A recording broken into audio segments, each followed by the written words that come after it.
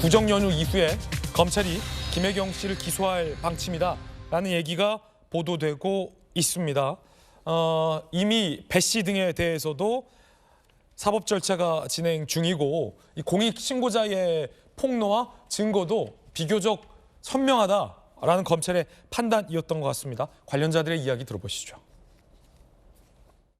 지난번 영수증 가져가서 오늘 13만 원이 넘거든요. 오늘 거 12만 원 하나 긁어오고요. 지난번 거하고 오늘 나머지 거하고 합쳐갖고 하나로 긁어오세요. 알겠습니다. 무슨 말인지 알죠? 네, 12만 원에 말씀되는 거죠, 양쪽으로. 네, 11만 원 안쪽으로 2장으로. 안심이 10장은 안 되면 안심하고 중심하고 섞어서 해달라고. 12만 원 넘는다고 하면 그래도 시켜요? 12만 원치 달라달라고. 아, 근데 저기 사모님 진짜 양 많으신 거 같아요. 드시는 거 보면. 11분을 아드님들이 드시나?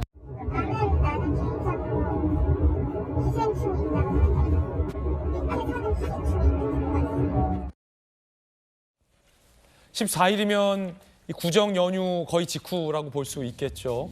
경기도 법인카드 유용 의혹, 이재명 대표 아내 김혜경 씨를 구정 연휴 직후에 기소할 방침이라는 보도가 나왔습니다. 공직선거법 위반, 2021년 8월 대선 후보 경선 중 민주당 관련 인사 3명 점심 식사한 뒤 경기도 법인카드로 결제한 것. 이게 사실은 배우자가 쓰면 안 되는 카드죠. 업무상 배임, 2018년 7월, 2021년 9월 개인 음식값을 경기도 법인카드로 결제한 것.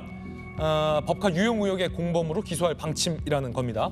공직선거법 위반 혐의와 관련해서 김혜경 씨는 나는 결제된 걸 몰랐다라고 해명하고 있는 입장도 전해드립니다. 정혁진 변호사님. 네네.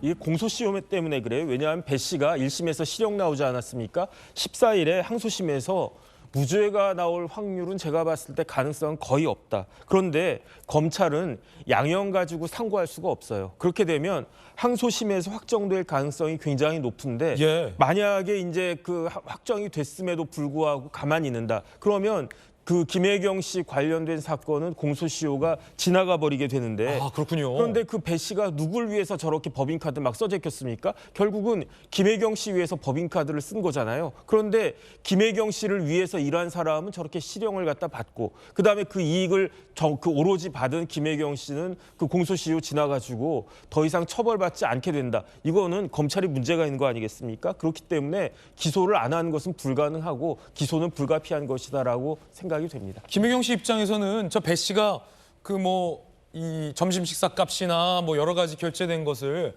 법인카드로 이렇게 결제하는지 몰랐다라는 입장도 일부 나오고 있는데요. 그런데 그 이야기는 법원 가서 잘 해가지고 그때 무죄 받으면 되지. 지금 같은 상황에서 검찰이 그 이야기 받아주고 그 기소를 갖다 안 한다, 불기소를 한다. 그럼 그걸 누가 그 인정을 하겠습니까? 정익진 변호사님이 검사라면은 법인카드로 배 씨가 나를 위해 결제하는지 몰랐다라는 김혜경 씨 해명을 믿으실 겁니까? 안 믿으실 겁니까? 제가 봤을 땐 기소하고요. 노빠꾸 될 것 같습니다.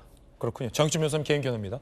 박성규 의원님, 참 희한한 사건, 희한한 의혹이죠? 이게 참 저는 법인카드 써봤잖아요. 예. 그죠? 대변인도 하시고 차관도 하시고. 공직에 있었으니까. 근데 법인카드 쓸 때 정말로 조심해야 하는 게 사용 목적이라는 게 있어요. 그 목적을 벗어나서 쓰게 되면은 그거는 안 되는 거죠. 부도덕하고 또 불법이기도 한 것이고. 그런데 저 두 분 볼 때마다 이재명 대표하고 그 김혜경 그 배우자를 볼 때마다 어떻게 저렇게 대담하게 했을까 그런 생각이 좀 들어요. 지금 정혁진 정확하게 말씀하셨는데 이익을 본 사람은 처벌을 받지 않고 그분이 이익을 위해서 갑의 입치에서 을의 입장에 있었던 사람을 지시해가지고 지시를 받았던 을은 처벌을 받는다 그러면 그 법이 정의가 아니죠. 공정한 세상도 아니고 저는 이 문제가 이렇게까지 끌어질 문제였는지에 대해서도 의문이 있는데 빨리 결론이 나야죠.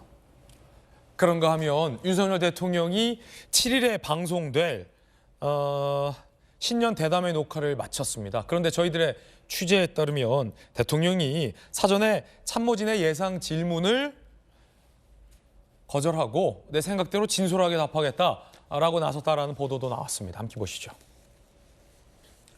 어떤 질문이든 다 받겠다. 준비해준 답이 아닌 나의 생각을 솔직하게 얘기할 것이다 라며 참모진이 써준 예상 어떤 질문지와 답변을 거절했다라는 취재가 됐습니다. 저희들이 취재에 따르면 명품 가방 수수 의혹에 대해서도 윤 대통령이 입장을 이미 밝힌 것으로 녹화 때 이렇게 취재가 되고 있습니다. 어떤 입장을 예를 들어 밝혔을까요? 윤석열 대통령이 모든 질문이 받겠다고 말씀을 하셨으면 실제로는 방송 대담을 할 것이 아니라 기자회견을 했어야 되는 것이거든요.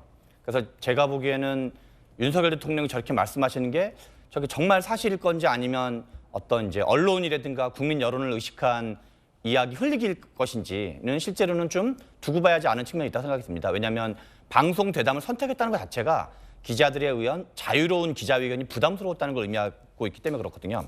두 번째로는 우리가 사과를 할 때 우리나라 정치에서 지지율 반등에 도움이 되는 사과가 있었고 지지율을 더 떨어뜨리는 사과가 있었어요. 불과 얼마 전까지 김건희 여사의 명품백 수수 의혹에 대해서 몰카 공작이라는 게 용산이라든가 국민의힘의 공식 입장이었거든요.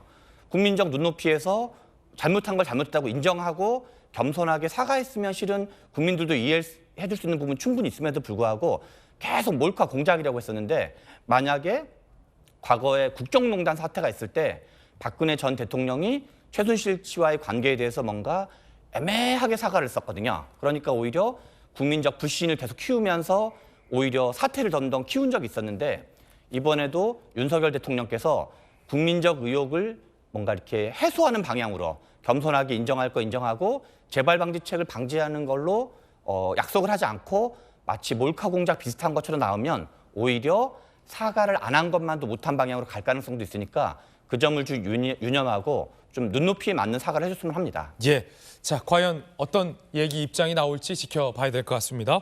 뜨거운 소식 함께하고 있습니다.